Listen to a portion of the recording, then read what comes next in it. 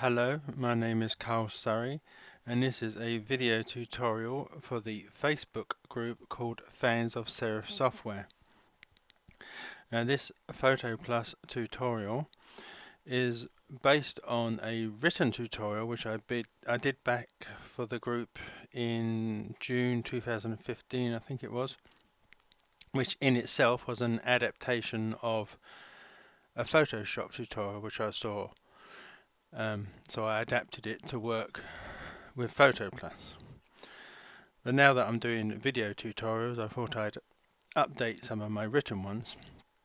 But getting the written one could be helpful to you because there is going to be quite a few steps in this, and having it written down in front of you will be easier to follow or repeat when you come to do your own images.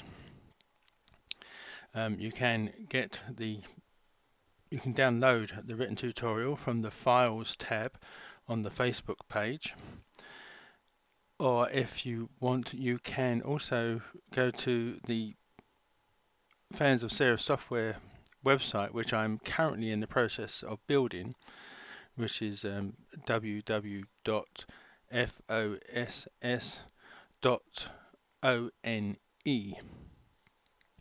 And one of the pages that is actually completed is the Contact Us page, and from there you can request a PDF tutorial, and you can get the tutorial that way if you're not on Facebook. Right, so the title of this tutorial is doing a wildlife picture in 3 different ways. Now, to be honest, it doesn't have to be a wildlife picture. It could almost be anything you want, but as the original Photoshop tutorial that I adapted was called Wildlife in 3 Different Ways, I will stick with that theme. So what I have done is I have gotten this picture of a tiger from a free image website called pixabay.com, which is pixabay.com, and they have a vast array of images that you can get and use for yourself. So this is the image I'm going to use, and this is going to be the first step in making this image look different. Now in this first part we're just going to try and warm up the image and sort of improve the colours a bit. So the first thing I'm going to do is I'm going to open the hue saturation tool, but I'm not going to open it as a new layer, which you would do from either clicking on this symbol down here or even clicking on the hue saturation button here. I just want to open this as a tool but not as a layer. So if I go to Image, Adjust, and down to Hue Saturation, or you can press Control, Shift and H, and then that'll open up the tool as an individual tool. And what I'm going to do now is I'm just going to nudge up the saturation slightly for somewhere between +10 and +15. Let's try 13. And it's just made the colours slightly warmer. Right, so now I am going to add a new layer, and this time it's going to be the levels layer. Again, I could click on levels up here, but I'll use this half black and white moon button here, click that, come up to levels, and in the levels display area down here in the bottom right, you can see we now have the levels layer with the attached layer mask.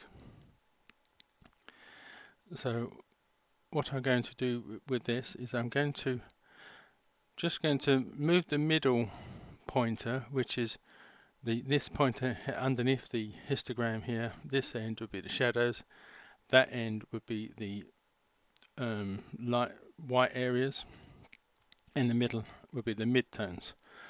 So I'm just going to nudge the midtones very slightly to the right, just to add a slight bit of contrast, make it a little bit darker and make that tiger stand out a little bit more. I haven't gone very far, as you can see by the middle input there. I've just nudged it up to about 0.89. Not very, just a very slight nudge you want to give it. Now, at the moment, what I have done now is that I have adjusted all the colours. So that's red, green and blue. There's a little drop down menu here where you can alter the colours individually, which is what I'm going to do now. So I'm first going to go to the red, and as you can see the histogram has changed. Now obviously how you alter your image will be different to mine, because they'll have different colours in it. I mean, you may not have a picture of a tiger, so you won't have so much orange or red in it. So this next part is really a judgment call on your part as to how far you move them. So again, we're only really altering the red, the mid-tone buttons. I'm not going to alter the shadows or highlights. So I'm just going to nudge this towards the right. So if I keep going all the way to the right, you can see it starts going green. If you go the other way, it goes very red. So as I want to make this a much warmer image, I'm going to go towards the left and just increase a lot of the red and orange in the tiger. Obviously I'm bringing a bit of red into the background as well. So the next thing I want to do is try the green channel. As you can see, the histogram has changed again. So again, I'm just going to move the mid-tone button to the left and to the right and see which works for this image. Now obviously going to the right makes it look very red, especially the background. But I want to bring back some of that green in the background without putting too much into the tiger. There we go, I like that one. And then I'm going to go to the blue channel, and again just move it left and right to see what works best. I mean, sometimes you may not want to alter one of these, depends on your image. Alright,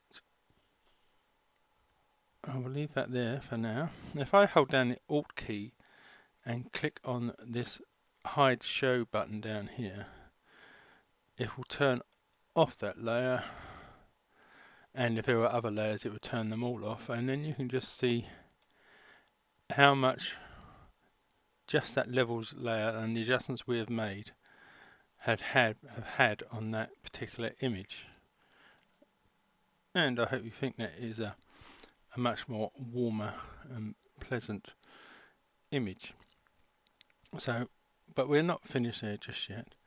What I'm going to do now is I'm going to add another adjustment layer, but this time it's going to be the brightness and contrast.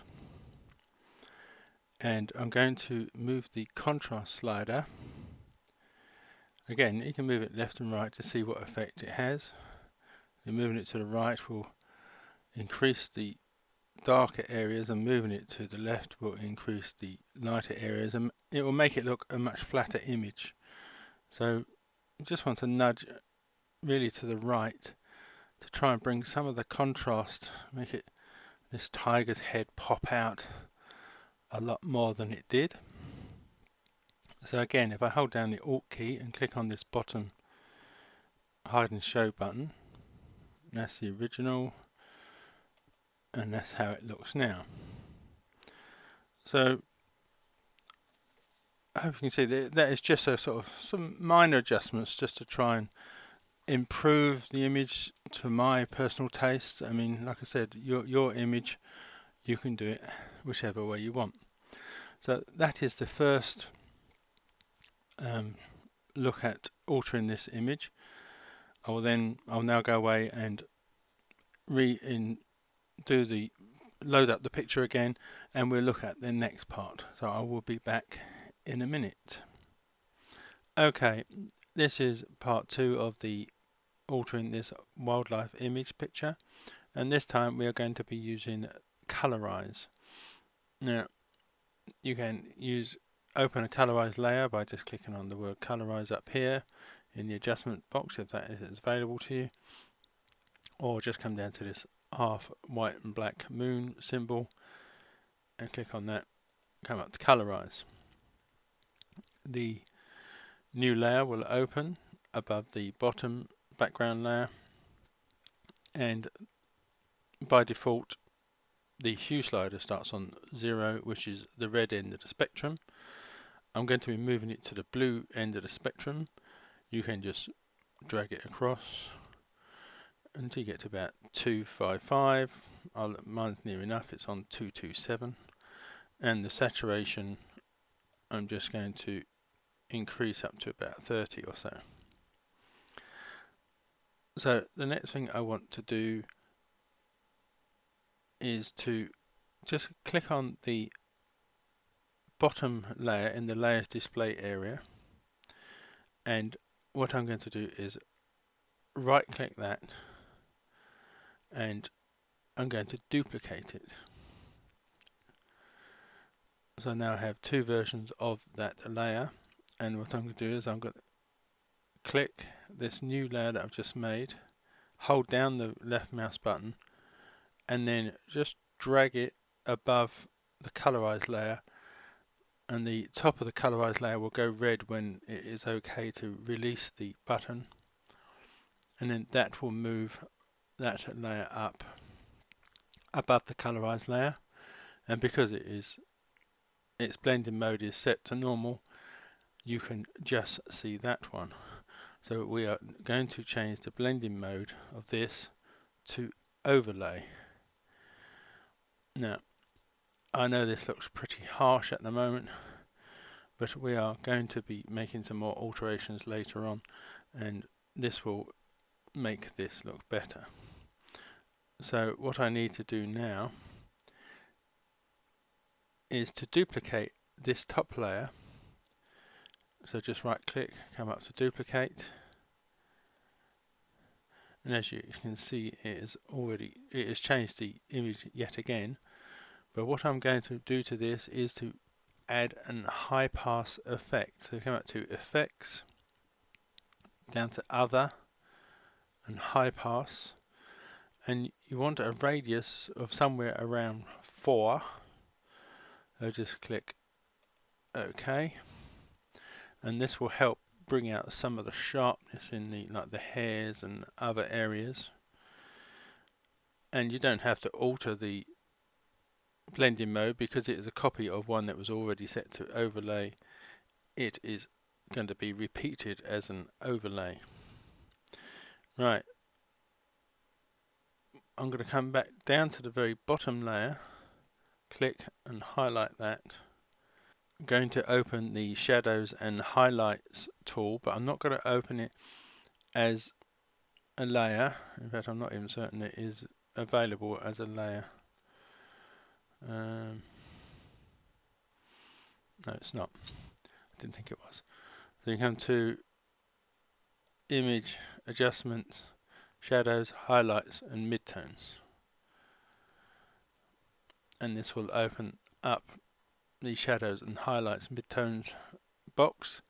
And as you can see, it has already started to make an effect on the image because of the presets that by default for this particular tool. Now you can move the sliders around to see what suits your image, but for my one I'm going to increase the settings of the shadows. I'm just going to nudge mine up slightly,